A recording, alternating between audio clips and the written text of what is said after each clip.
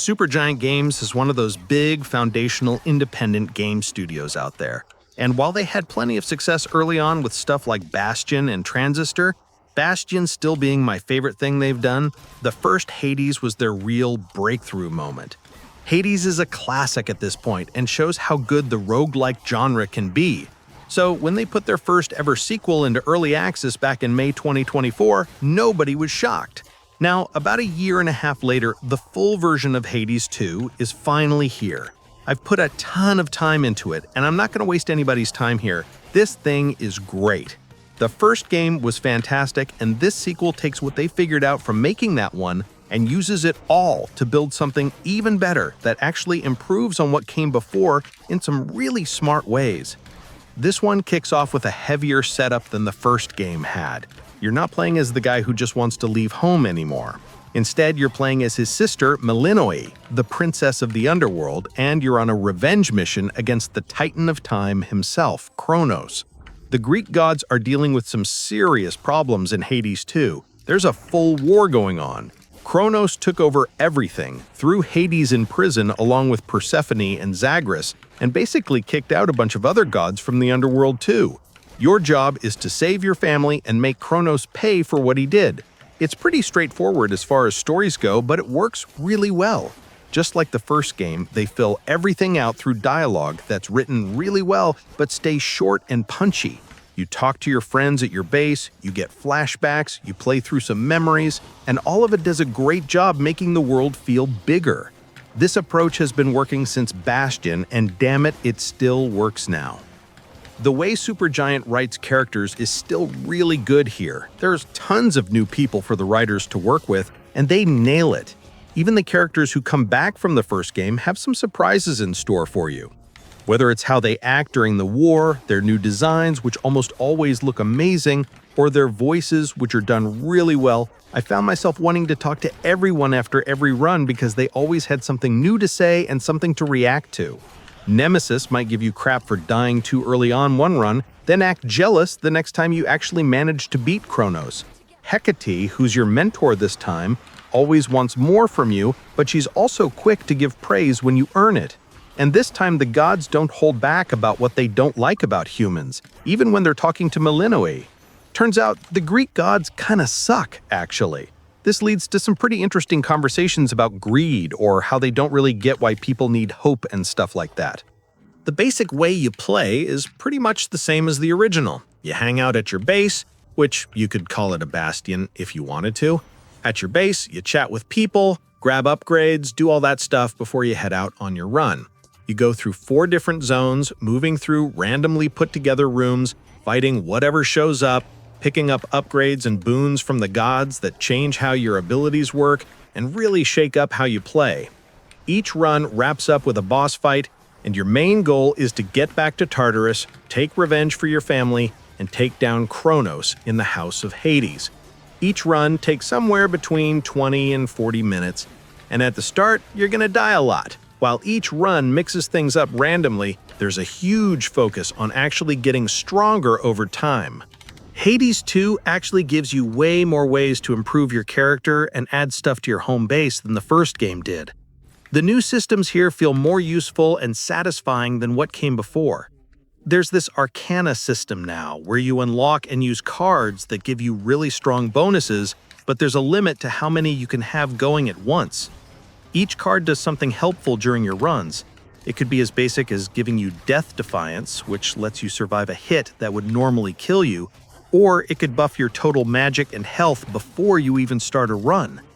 Other cards do stuff like let you deal extra damage to enemies with 2 curses on them, or give you more damage while your magic isn't topped off. These things help set the tone and strategy for your run before you even begin, letting you build your approach however you want to.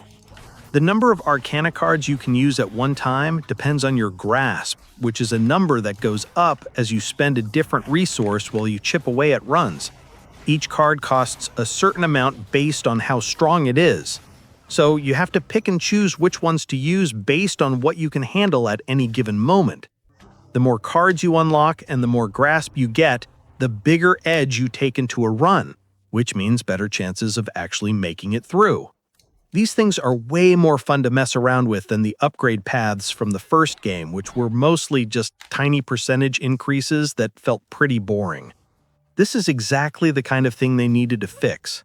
With the Arcana cards, you're not just making numbers go up a little bit. There's actually something to think about. The early game just feels way better because of this.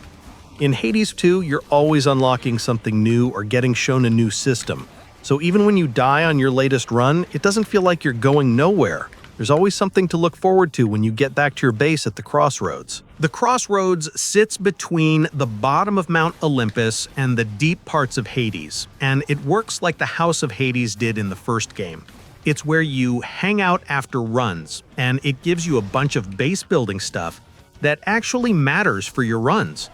There's a big bubbling pot in the middle that lets you mix resources together to unlock new parts of the Crossroads, useful shops, and new types of resources to grab when you head back out. You've got a small garden where you can plant seeds that grow while you're out fighting.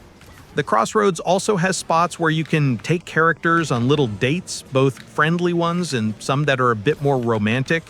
These give you more places for story stuff to happen, which is nice. You can also decorate and customize the space to make it feel more like home between runs. While Hades 2 makes it easy to jump right back into another run, having extra stuff to do in between is a good addition. There may be a few too many random crafting materials to keep track of, though. Every zone has its own flowers, seeds, metal, fish, and all that. Then there's extra money you can sell for different money. When there's already so much to play with, we could really use fewer things to manage. Plus, nobody ever wants to hang out with you at the hot springs, which is something you can do in this game. Supergiant clearly knows what their fans want, but that part feels a bit empty. There's also a whole other direction you can go, which is great. You don't just go down to fight Kronos in the underworld, there's also the surface to check out, which is another 4 zones with their own dangers and bosses. The surface is way more dangerous compared to the 2 paths you can take. At first, you'll literally die just from being there. This new path basically doubles how much stuff is in the sequel, and it's another way the game makes progression feel smoother by having this harder second path available. Because of this, they made the first path a bit easier. The bosses overall aren't quite as tough in the later parts of runs. Kronos himself is still rough, don't get me wrong, but the other fights aren't as bad. If you get bored with one path, you can just switch to the other. You can do both of them multiple times anyway, and since each boss and fight needs different approaches, it's good practice to mix things up. Originally, everything felt pretty familiar when I started playing, but after messing up or getting too greedy a few times, I figured out I needed to completely change how I was thinking about the sequel. You can't play it like it's Hades, and that's been the case since early access. The boss design is really fun, and they did a solid job making them not feel like a drag even though you're fighting the same bosses over and over again. Scylla is always a highlight. She's the boss of the second zone, and she fights you with songs that actually change depending on the run. There's a backup guitarist and a drummer that make things harder. It's just a really fun fight. The music mixes heavy bass and loud electric guitar with smooth singing from Ashley Barrett, who keeps getting better with each new game they're in. It's hard to pick a favorite piece of music across all of Supergiant's games, but nothing has been as varied and full as this. There's nothing here that I hated fighting like the Minotaur or Theseus from the first Hades. Man, those guys were the worst. These are big, exciting battles against the game's toughest enemies, and each one has its own cool theme going on. Boss fights are the real standout moments for sure. The general setup of the game is pretty much the same as the first one. It's basically identical, actually. But how you actually play feels pretty different. This all comes down to how the new main character, Melino, works. She's not just the princess of the underworld, she's also a witch, and magic is what really sets her apart from her brother. While almost everything she does is similar, each thing works differently. Along with regular attacks and special attacks, there's the cast ability. At its most basic, it makes a circle that slows down enemies. It doesn't seem that great at first, but with the right boons, it turns into a crazy powerful attack that you can build your whole run around. The cast took me forever to really get. I was so used to shooting magic from far away or setting up laser beams that the idea of getting close with the character who's more fragile and attacks slower before dashing away was hard to wrap my head around. but I got obsessed with it eventually. It's now my favorite part of what Melini can do. There's also a mana bar you need to watch this time around. Your regular and special attacks have upgraded Omega attacks that use mana. These are like different fire modes for each attack. The slow and heavy Moonstone Axe can turn its regular attack into a fast spinning move that does tons of damage, for example. The single shots from the Blackcoat's special attack can become a lock-on missile spray that melts lone enemies. There are also strong super abilities that need you to spend a certain amount of mana during a fight to use. You can even call on Celine's moon magic to turn invincible for a bit or bring dead enemies back to fight for you. To be honest, this feels like it doesn't matter much on most builds, and it's easily the part I use the least. Sorry, Celine. Your design looks great, though. Mix all this together with how much certain boons can change things, like ones that mess with your attacks but lower your total mana, and this game gives you a lot to think about while you're fighting. Combat management becomes really important for every fight, and you can handle it with boons and other stuff.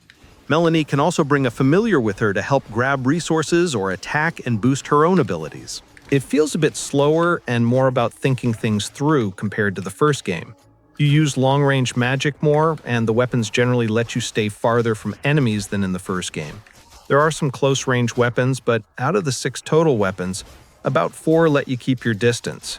Combat still feels just as good as the first game, though, which matters because it's still what you're doing most of the time. When you put everything together, the mechanical side of Hades 2 is really impressive. Omega attacks, one for each attack type, special, and cast, all get affected by which weapon you pick and what boons you get. Every god has a boon that changes each of these.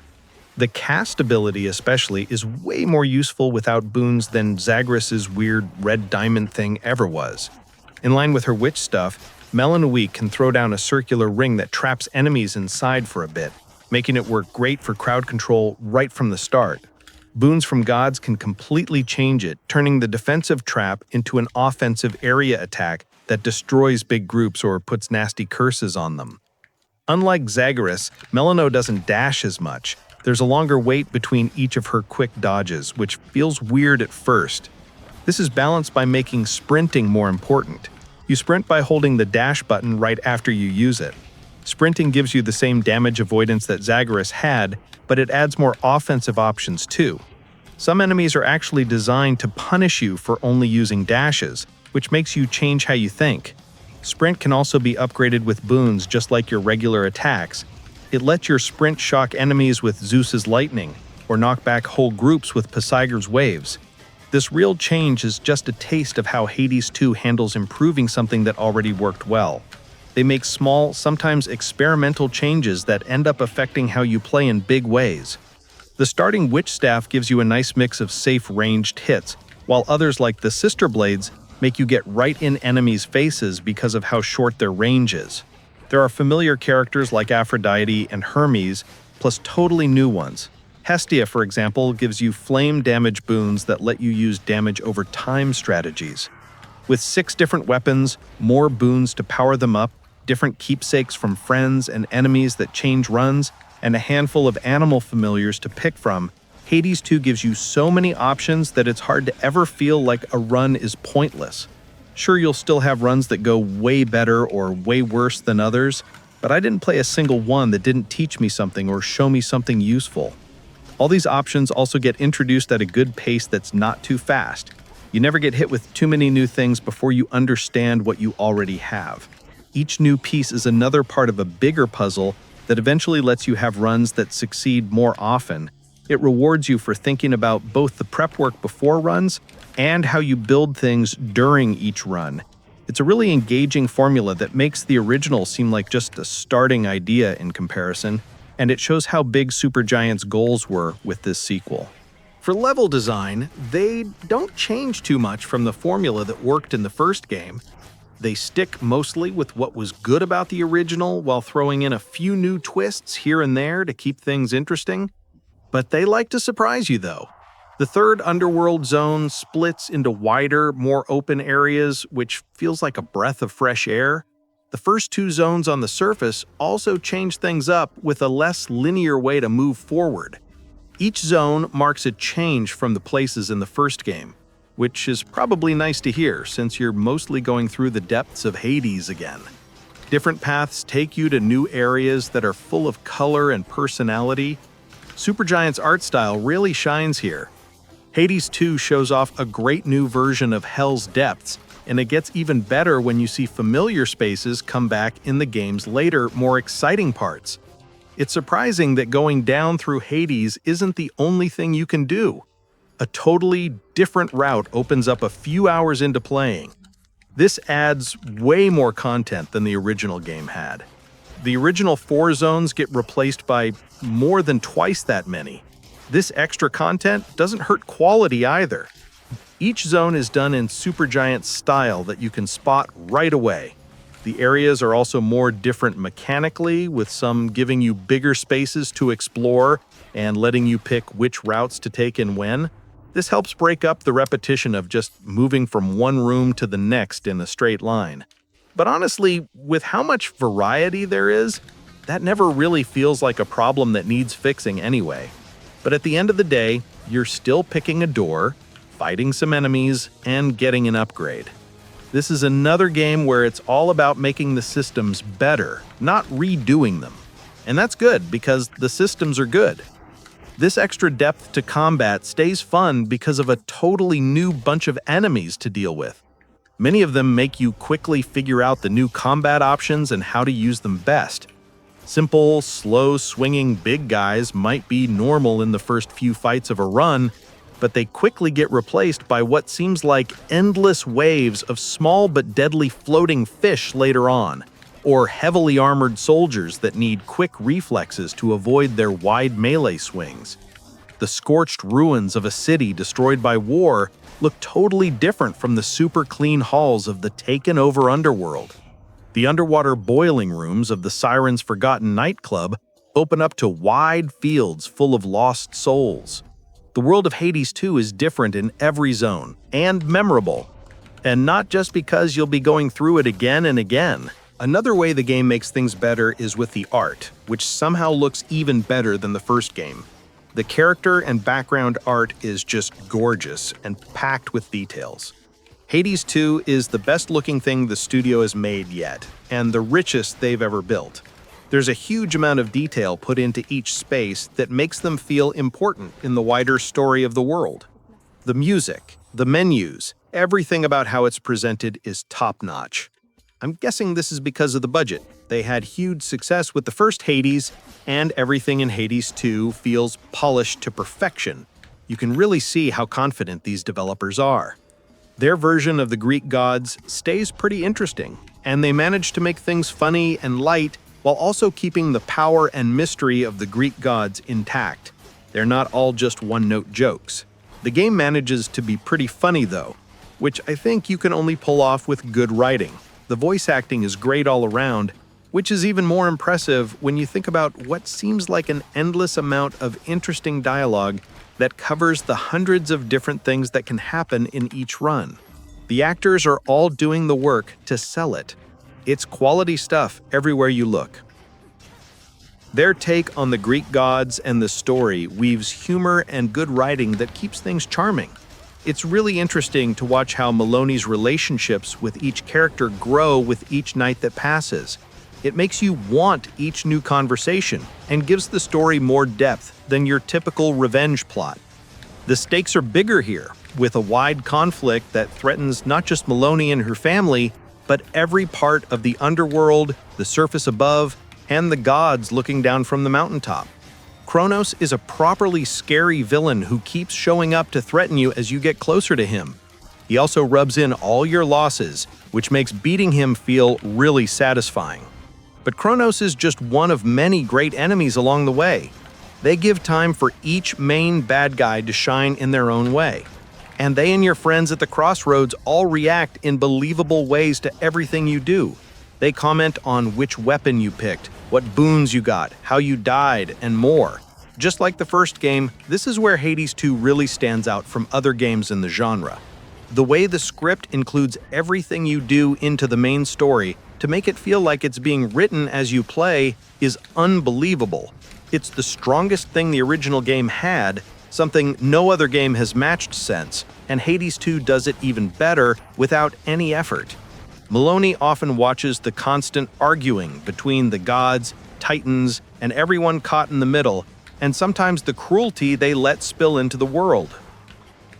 The choices of which story threads to follow, plus how much content gets added to the whole package, just shows even more how much bigger Supergiant's goals are with their first sequel. The writing stays good throughout, and even though the story itself felt a bit flat for me personally, it's easy to look past those small problems. The game uses Greek tragedy as a framework for what Maloney's going through, and it does that really well. But her war against the Titan of Time started to feel a bit rushed near the end, and I missed having that emotional connection. Family is still important here, like in any good tragedy, but it feels a bit more distant. Still, those little story hiccups are easy to ignore. Now let me talk about how this runs on different systems because that matters. On Switch 2, this game looks absolutely stunning. The character art really pops with little flicker animations to show off their traits, and the backgrounds hide secrets with details that jump out at you. It doesn't matter if you're playing docked or handheld either. Hades 2 looks perfect, though the 120 FPS on docked has a tiny edge advantage. Handheld locks at 60 frames per second.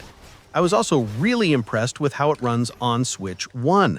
While the image quality is lower both handheld and docked, it still hits a really smooth 60 frames per second in both modes. The only real problem is the longer load times. Starting up the game takes more than double the time compared to Switch 2, and loading new screens takes longer too.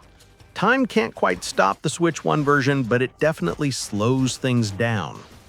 But if there's anything bad I can say about Hades 2, and it might not even be bad depending on how you look at it, I don't think it's actually a negative thing to me, but it is a pretty safe sequel. People who loved the first game and want more will probably be happy with this. Actually, even some people who had issues with the first game might like this one because I think the progression feels smoother early on. The way the game gives you story and details I think is better than the first game too. I also really like some of the weapons more, and the boons have more exciting and interesting ways they work together. But that's just my taste. I'd say if you're totally against the roguelike setup of doing a run, dying, and doing it again, this game won't change your mind. That's just how these games work. The isometric combat is still the main focus. There's some talking, some base management stuff in between. Hades 2 doesn't break any molds or do anything totally new. You could argue the game doesn't really innovate. Maybe if they had waited a few years and made something else before coming back to the Hades formula, it wouldn't be as obvious. But they made Hades and then jumped right into Hades 2. If you're a big fan of their older games that did something completely different every time, this might be a little disappointing. But I don't know, I'm a fan of their old games, Bastion especially, their oldest one. Hades is probably the best game they've made since Bastion, in my opinion. So if you think this is a complaint, it's a tiny complaint. By any measure, Hades 2 is a great game, with a ton of stuff to dig into. It basically has double the content compared to the original, and most of it is good too. The new weapons are mostly fun to use, the new zones look fantastic, and when they do have special tricks, they're not annoying, and they don't slow the game down. The enemies are generally fun to fight, the new 3D models for stuff, especially the bosses, look really good. They actually look a lot like the character art, which is impressive. They give you enough story to keep things interesting even when you're not making much progress, which doesn't happen all the time, but sometimes it does. The great thing about Hades 2 is how it's a roguelike, but has the soul of a more normal, linear game. You're always growing in some real way. You're unlocking new stuff to do at your base, or getting a new weapon, or getting some kind of reward. Even when you're not doing that, you're still getting something for each run. Your time never really feels completely wasted here, like in some other roguelikes. Still, going through randomly made areas and picking up upgrades as you go is what it's all about, so if you can't handle some randomness, Hades will never work for you. But hey, I've heard about people who push through all that just because they like the characters from the first game and the story. If that's you, then yeah, you'll probably like what they did with this game too. It's got the same good stuff as the original, and the same basic problems, though maybe a little bit less. Hades was a huge hit. It won a bunch of Game of the Year awards. People talked about it constantly for a while. So at this point, you probably already know if you're gonna like Hades 2. Like, did you like the first game? Well, you'll probably like this one. It's the same, but more and better. If Hades was just okay, then this wouldn't be enough, but it's one of the best indie games ever made. So making a slightly better version of that makes this Game of the Year material. It goes without saying that I recommend it. I think you'll really enjoy this game if you're into the genre or the developer's other games or whatever. I think it's worth trying either way. It's not expensive either. It's 29 bucks on Steam at least, and I'm sure it won't be long before it goes on sale once or twice. Seriously, Hades 2 is great.